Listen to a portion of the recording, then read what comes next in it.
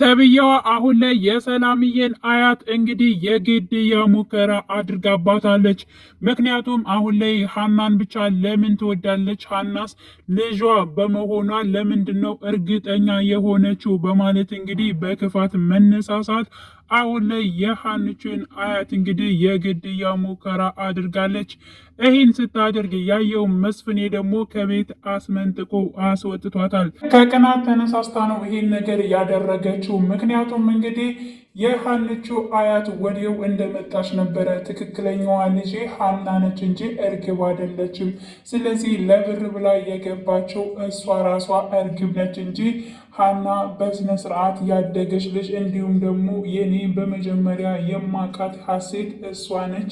ስርዓቷ፣ ሁሉ ነገሯ ልክ እንደ በፊቱ ነው በማለት እንግዲህ ለመስፍኔም ታስረዳዋለች። አዎ እኔም ብዬ ነበር፣ ግን ደግሞ ወይዘሮ ሜላት ልታዳምጠኝ አልቻለችም በማለት እንግዲህ እሱም ሲናገር ነበረ።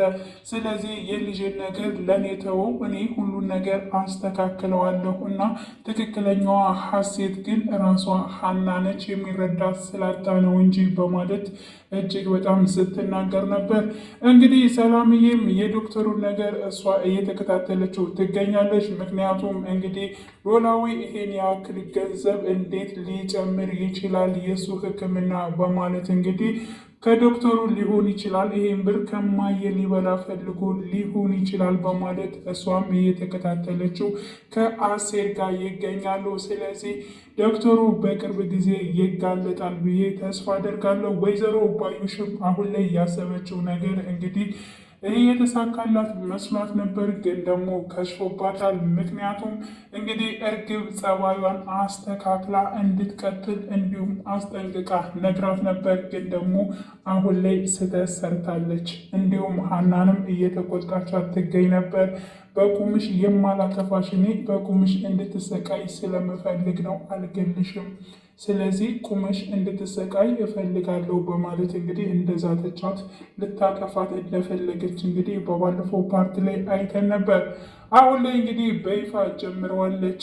ሀናም ነቅታ ነበር። ምክንያቱም ከሐኪሙ ጎን አንቺ እጅ አለበት ማለት ነው። ስለዚህ የአባዬ ምርመራ ውጤት ይሄን ያክል ሂሳብ አይጨምርም። ስለዚህ አንቺ ከእነሱ ጋር ተመሳጥረሽ የሰራሽው ነገር አለ፣ እኔም ደግሞ በዚህ ቤተሰብ ሁሉ እንዳልታመን ውሸታም ያደረግሽው ነገር አለ በማለት እንግዲህ ያው ሀንችም ጠርጥሩና እንግዲህ ወይዘሮ ባዩሽም አንድ ላይ ሆነው ሀና አይታቸዋለች። እነሱን ስላያቻቸው ደግሞ ከዚህ በፊት እንግዲህ እርግብና ደግሞ ወይዘሮ ባዩሽ ቤተክርስቲያን ሲሄዱ እንዳየቻቸው ሁላችንም የምናስታውሰው ይሆናል። ስለዚህ ወይዘሮ ባዩሽ ከዶክተሩ ጋር ስታያት ይህን ነገር ሴራ ያሰረችው የእሷና እንዲሁም ደግሞ የእርግብ እጅ አለበት በማለት እንግዲህ አሁን ላይ እርግጠኛ ሆናለች።